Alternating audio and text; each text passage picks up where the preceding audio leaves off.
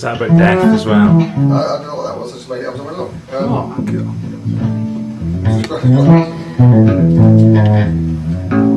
Less weird than the stuff I was making up as I went along last night.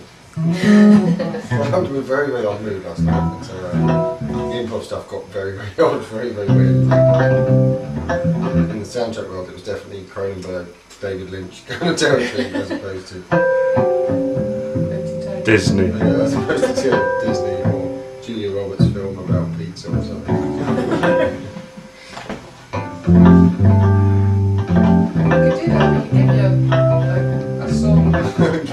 Give me a movie a bunch of themes. Like whose line is it anyway? It would be.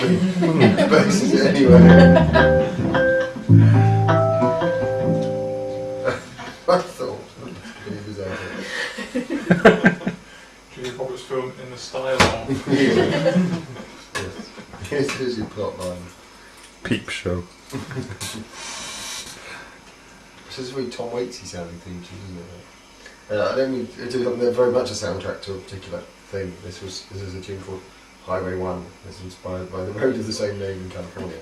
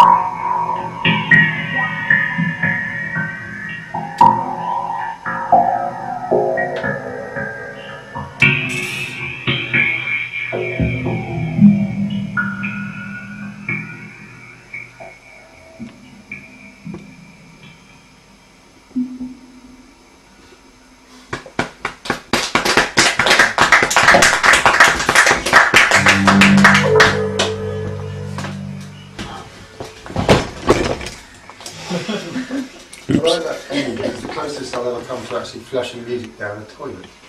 It's just that kind of sound that's kind of disappearing down a plug hole or something. Like that. Yeah.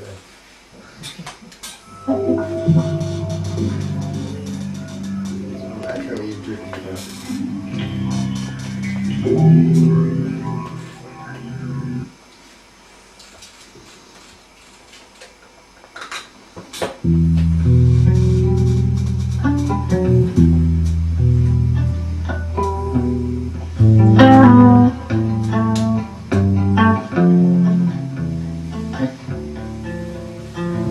try one place one. It's very difficult to go because if I copy it out, it'll only appear on Gareth's blog anyway. So. It'll be the only thing that appears on the blog. So we'll see how this goes. This is another one of the death tunes. Does that help? Ooh, marvellous. I'll be at least 4 better than I was before you switched to that.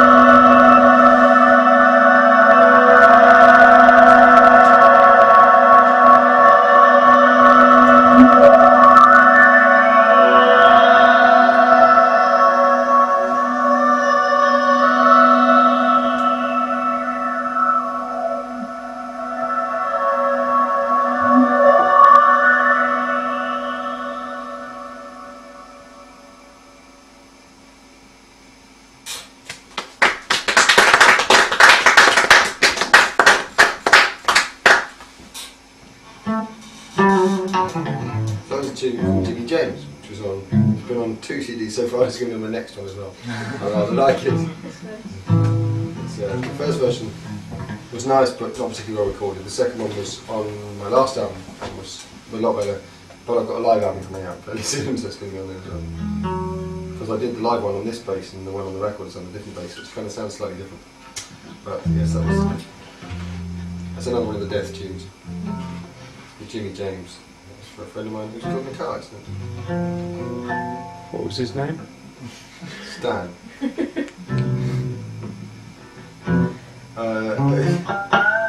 Yes, so again it was one of those things where there were a lot of things going on around him. Kind of just, he was my age and we led, well, he was a very good friend and we led fairly similar lives, and he was gone. It was kind of, wasn't quite sure what to do with that, so I wrote a tune that sort of said it better than I could have done if I tried to put it into words. Let's do something else.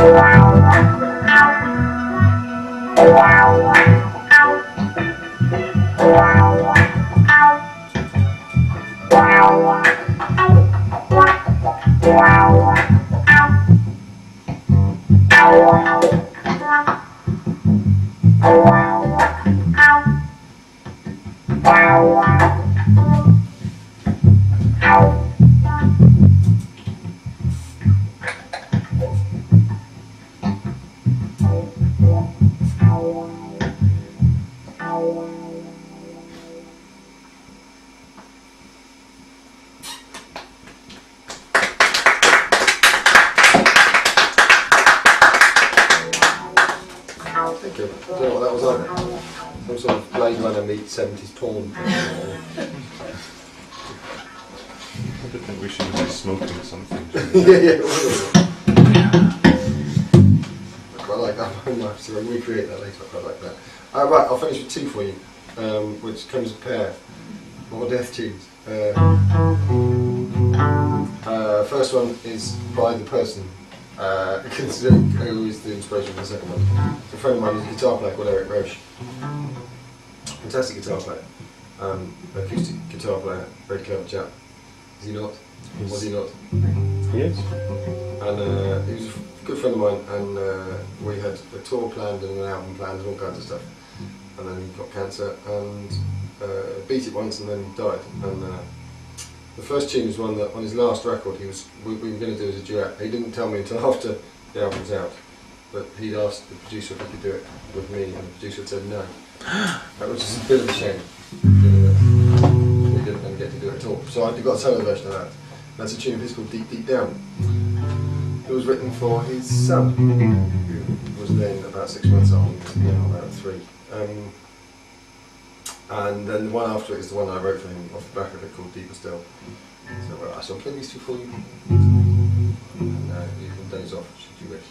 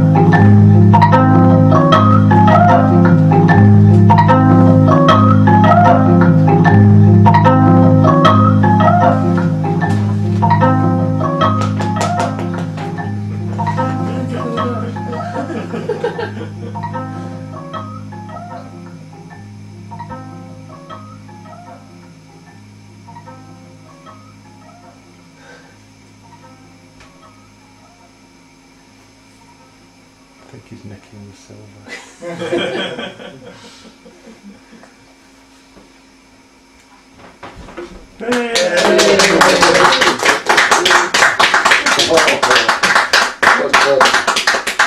Today Anstruther, tomorrow the world. Well, thank you very much for coming. It's most enjoyable evening. Thank you very much for coming. That's what I've been doing if you weren't here. So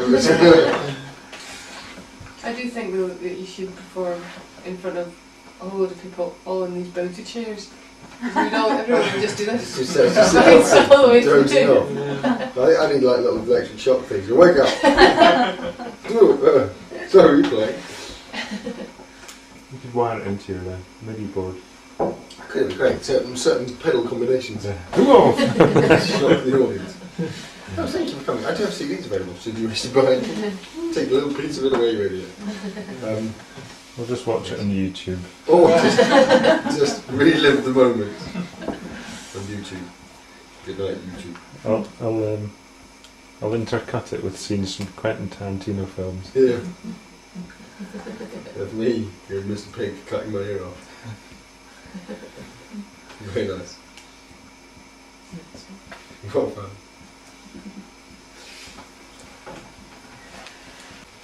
You are, yeah. What do those three pedals do? The uppy downy ones. Oh, well, that's a straight volume level for the bass. That one controls the volume of the loops, which depending on what loop I've got selected, it just turns it on and off like a volume control. So I can either control one at a time, all of them at once, or in different combinations. I've got groups set up. So in the weird sort of Blade Runner porn thing that I did, I finished that by selecting a group which was all of them except the bass line. So I could fade everything out and leave just the bass line and me playing I think, and stop it. The one on this end controls feedback, which is kind of similar to volume, only it reduces the volume of the loop each time it goes round by a certain percentage. So if I turn it down to 70%, it means that each repeat is 70% quieter. But if I'm overdubbing any material onto that loop, it's coming in at full volume. So you get that kind of overlapping waves effect of things sort of gradually disappearing. And this one controls whatever I happen to be, whatever it's assigned to in the processor, because there's two boxes in here. There's one that does the looping and one that does the processing. And that one controls, so it's either the pitch or delay time or wah-wah or amount of distortion or whatever. There's all kinds of different things that control with that. So is that like an on-off for that? Those the just on one. Yeah, that one there is, and then that's well again it depends what I've got it assigned to. So, right. So I'm telling them because I can loop in that as well, but like, as if I needed more looping. So if I want to, I can use that for that, or I can turn chorus on and off, things like that. You don't have to remember an awful lot of things. Yeah, but it's 12 years of doing it, so it's kind of and all the buttons on here I programmed myself. Because when the loopology device doesn't come with a foot controller, it comes. You control it with whatever MIDI thing you want to. And so I started off with 4 switches that did record, overdub, track up and down. So I could just record on one, stop it, go to the next one and record on that as well. So I got used to doing that and then said, okay, well what if I do backwards and half speed and what if I do all these different combinations? And so I've had that for 2.5 years. I've kind of, and I designed most of it. So it's kind of built to the way I want, the way I think, so it kind of works. But yeah, I mean, if you just sat down here and went, right, give me a go, and I plugged in the mic and you played your flute, you'd be completely lost. Yeah. Because I didn't, that's not what I started with. I started with nothing anywhere near as complicated as this. She wouldn't be that lost because her GPS and her flute would. I didn't tell her where she was. But it looks really effortless when you're playing, but It is. Just the appearances are just... It is largely, because I tend to want to enjoy what I'm doing, so I tend not to play things that are too hard. Because difficult stuff is just simple stuff you haven't learned yet. Thanks, Einstein. Well, no, it's all because everyone goes, that must be really difficult. You say, well, no, it's only difficult before I could do it. Now I can do it. It's not anymore. Fast stuff is only slow stuff speeded up. Yeah. So when you're playing it, are you thinking about what's coming next and what button's going to play, or are you just Thinking on about autopilot, girls. or are you thinking about other things? It depends. When I Like cock when up, you've that's normally because I'm thinking about something else entirely. I'm going, well, I've been a bit peckish for all bollocks. Because it does. I mean, it does require a certain amount of focus to be able to do it. That I can't. if I'm distracted, I mean, to the point where I can't drink at all before I play, even one glass of wine, because especially because I'm playing a fretless instrument as well, that intonation goes completely to shit if I've had even a glass of wine. It's hard enough as it is. Or even caffeine. If I've had 3 cups of coffee and no food, I play terribly. Everything's too fast, and everything's out of time. It completely messes with me. Yeah, I'm sure I could probably track it down to diet and everything as well, having an influence, because you are completely immersed in it, because you're having to control so many different things. Having said that, it's also a lot of it happens in slow motion, because I can stop things and let it run and then go, what am I doing now? Oh, I can play now. Whereas if it was all unaccompanied, I couldn't do that at all. I've got, if I didn't have anything going on, I can't just stop and go, what was I meant to be doing? All that. Whereas once the loops are going, I can. But there's also the thing that once the loop's running, that's it. I can't do anything. I mean, it has to be right first time. And if it's not, I've either got to live with it, because it just is, and make it work, or go, sorry, I cocked up, start again, which I've done occasionally. Doesn't happen very often, because I practice, because whatever I'm practicing is done in this way, so it's kind of like, I'm just comfortable with it. I've done it a lot. If I sat home and practiced normally and then got up on stage and went, oh, what am I doing with this stuff? It would be horrible. But as it is, it's not particularly taxing. Really, it's certainly less stressful than watching telly. It's clear you've got an amazing range of possibilities in terms of sound, so it's just, I mean, it's not, to call it a bass guitar is very limiting, isn't it, in the sense of what you would expect a bass guitar to be? Only in as much as calling a tenor sax is as well, in that it can go up into soprano range, but it's tenor because it's to sort of differentiate it from a soprano or an alto. And so it's clearly, the fact that even without all the processing I can get down that low makes it a bass instrument. But it's I mean, some people refer to it as a contrabass rather than a bass, because it does bass plus. So it's often referred to as a contrabass guitar, but the 6 string is a. But yeah, I wrote a blog post about this recently, thinking of it as sort of bass 2.0, in the way that people talk about web 2.0 being doing things with the web that no one used to do before, media 2.0 and media 2.0 just has become a kind of lazy shorthand for doing something new with it. So I thought, yeah, bass 2.0, that works. That'll work on a t-shirt. Steve 2.0. Steve 2.0, indeed. Geek 2.0.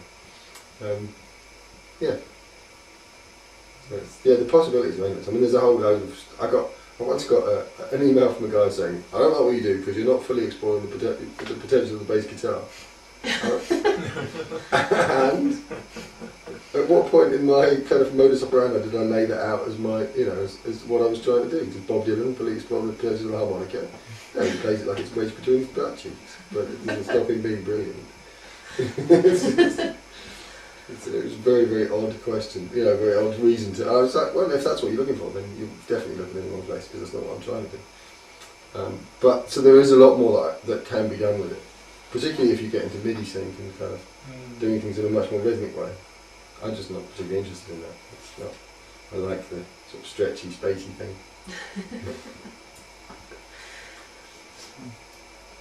So when you're working with the singer, what kind of materials you tend to do?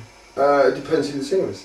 The duo with my partner Lisa is like this, with vocals on top. It's kind of songs arranged like this. She's a songwriter. We do. I've got the project at Edinburgh in 2006 was with a jazz singer, but doing songs by The Cure and Green Day and Slipknot, and kind of done as a sort of mellow jazz thing. It was very cool. Which was great fun. It was really, really good fun. So one of those, yeah. And that was fun watching you dance while you looped her as well. Yeah. That's what we did a couple of things that were just looping vocal where I didn't play at all. Just looping and processing that, which was immensely enjoyable. So yeah, but it depends who it is. Yeah. Do you ever have dancing girls? Only in my head. That comes back to the distraction thing. You can get the chinchillas out to do weekend. I could, so they could come out. like the hamster dance. You know those little sunflowers are things that were really popular for You know, a years couple ago. of those. Yeah, as if I'm not uncool enough without going for like 80s Capri icons. Look at that fluffy dice hanging in my headstock as well. And A rabbit It's like, yeah. It would be great. and some Skittles. Yeah, and a pink base and maybe a shell suit. And then maybe I could just do Kajagoogoo tunes as well, just to finish it all off. There's definitely an untapped chav market. Yeah, I get loads of gigs in Southend and nowhere else. I'm kind of massive in Essex and vilified the world over. I went to see Mike Oldfield in concert once, and he was playing Julie Bells 2 at the Edinburgh Castle's premiere of that. And the guys behind me, when he finished his concert, he said, "He didn't play the Blue Peter theme tune as an encore." It was rubbish. He didn't play the Blue Peter theme tune. I saw the tour after that. Was it mine? Was it all on backing track on the tour you saw? Because the one I saw at Wembley. Orchestra and everything. Oh, okay, because the one I saw at Wembley, he was the only live element, and you can only tell that because he was out of tune. Everything else was on track. It was appalling. I saw him at Wembley Arena and he was excellent. That was three, I think. Right, I must have been the one. I think. I'm trying to think where it was because it was. Mate of mine was playing stick with him, satin stick, Carrie Norwell. Was why I went. And she was on. She was actually live, but the stick parts were really simple. But yeah, it was just I was really looking forward to it, and it was really kind of disappointing. He had a red light that was acting as a metronome in the middle of the whole stage. Just like that's a little bit obvious. Ready to a click. If they've actually got a bloody great police beacon going off in the middle of the stage, so at least have it in an in-ear monitor. Though quite why you want lights in your ear. I'm not sure. Make it audible. Yeah. Because his album Guitars is entirely guitar, isn't it? It's sampled Yeah. guitar. Yeah. Yeah. I think he's one of those people who just grows on because he had an existential crisis for years where he couldn't.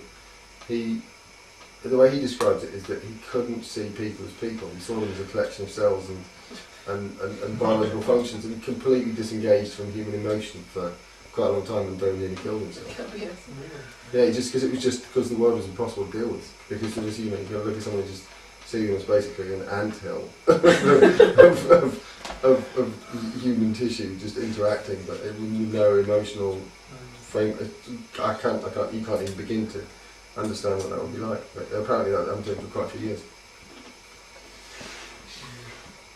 Anyway. We could spend the next 10 minutes in silence and try to get into that space. and then sign a suicide pact. I've got some antifreeze in the car, we can all inject it.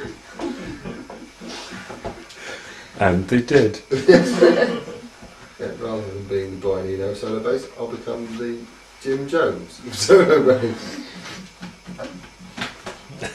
Nice. And they eventually found the name for the house. Waco. Jonestown. Waco Cottage.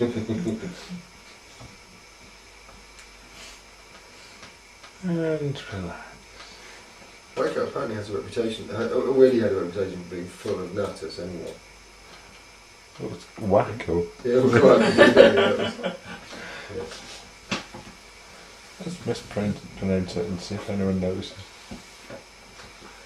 Yeah, it's an odd place, Texas. Stop. Stop. No, it's still on. Stop. It's still on. I'm switching you off. Stop.